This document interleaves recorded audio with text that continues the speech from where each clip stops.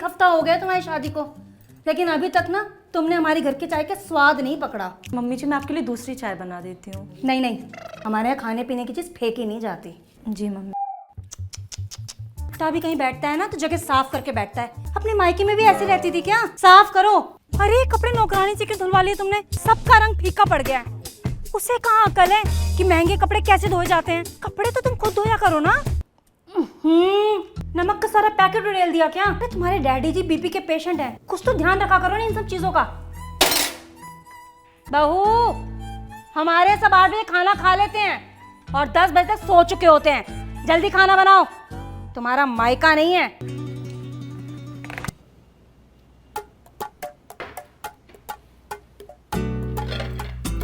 क्या ये कागज खाऊंगी मैं? नहीं मम्मी जी, कागज कोई खाने की चीज थोड़ी ना है। और ये कागज तो बिल्कुल नहीं, बहुत इंपॉर्टेंट है ये। 40,000, फ्रिज 45,000, टीवी 55 इंच 32,000। क्या है ये सब? वाह मम्मी जी कितनी भोली हैं आप। अरे ये उस दहेज की लिस्ट है जो मेरे पापा ने दिया था, और आप तो 5 चीजों पे ही रुक गई। आगे भी तो पढ़िए। Tata Nexon 14 lakh, 2 BHK flat 90 lakh, और वो मार्केट वाली शॉप 10 बाई 30 की। बस बस, पता है क्या क्या दिया तेरे बाप ने? कोई एहसान नहीं किया है मुझ पे। जो लाई है ना अपने लिए लाई है। आप समझी नहीं, दहेज मेरे पापा ने अपनी खुशी से नहीं दिया, बल्कि आपने मांगा था। और आप तो इस दहेज की वजह से ही शादी के लिए तैयार हुई। मैं तो फिर भी आपका सम्मान करती रही, आपकी सारी बातें मानती रही, लेकिन आप शायद ये भूल गई कि मैं इस घर की बहू हूं, नौकरानी नहीं।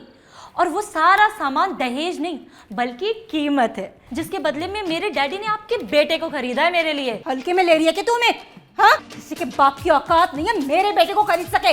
पर तेरी हिम्मत कैसे मुझसे इस तरह की बात करने की? जानती नहीं है बहुत बड़े खानदान से हूँ मैं। तू जैसे को सुधारना ना मेरे बाएं हाथ का खेल है। 1 मिनट मम्मी, मैं पहले अपनी पूरी बात कंप्लीट कर लूं, उसके बाद आप अपना बीपी बढ़ाना। इस लिस्ट के साथ साथ मेरे पापा ने मुझे ये बॉक्स भी दिया था और बोला था कि अगर ये लिस्ट देख करके भी तेरी सास की अकल ठिकाने ना आए तब इसे ओपन करना। तो एक बार देख तो लूं इसमें क्या सरप्राइज है।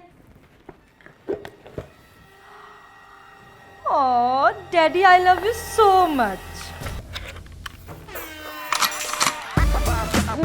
मम्मी जी आप कुछ कह रही थी? मैं कह रही थी, देखो मेरी याददाश्त भी कितनी कमजोर हो गई है।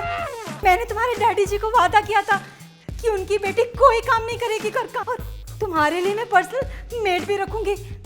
अच्छा हुआ बेटा तुमने याद दिला दिया। मैं भी ना कल सुबह ही ना मैं जाकर अच्छी सी मेड ढूंढ ले। ठीक है, तुम ये बंदूक को ना संदूक में ही रखो, ठीक है?